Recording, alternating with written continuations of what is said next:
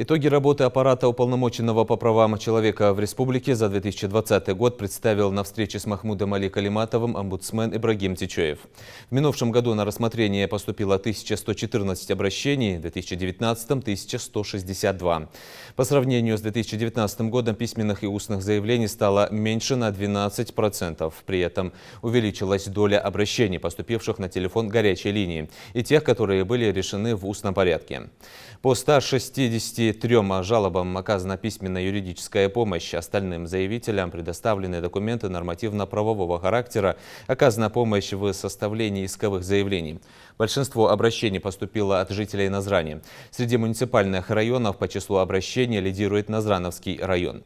Доля обращений, связанных с нарушениями прав лиц, находящихся в местах принудительного содержания, составили в 2020 году 25,3%. Это 65 обращений. Недовольных действиями правоохранительных органов 13%, это 35 письменных обращений.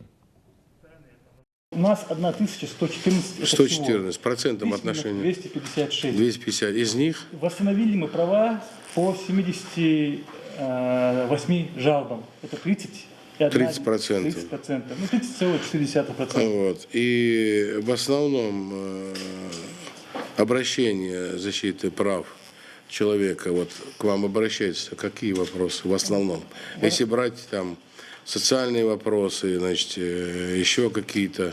Вопросы обеспечения социальных прав остаются самыми актуальными у нас. Социальных прав. Да. Но это какие, например? Например, это связано с социальной проблематикой, вопросами жилищно-коммунального обслуживания, обеспечения жильем, трудовых отношений, соблюдение прав на охрану здоровья, медицинскую помощь, право на социальное обеспечение, права лиц, являющихся вынужденными переселенцами. Вот из этих социальных вопросов наибольшее обращение на что?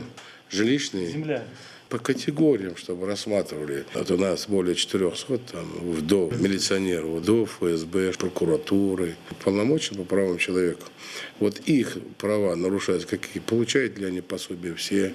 И еще одну вещь. Значит, у нас не обойдется без бесплатная юридическая помощь.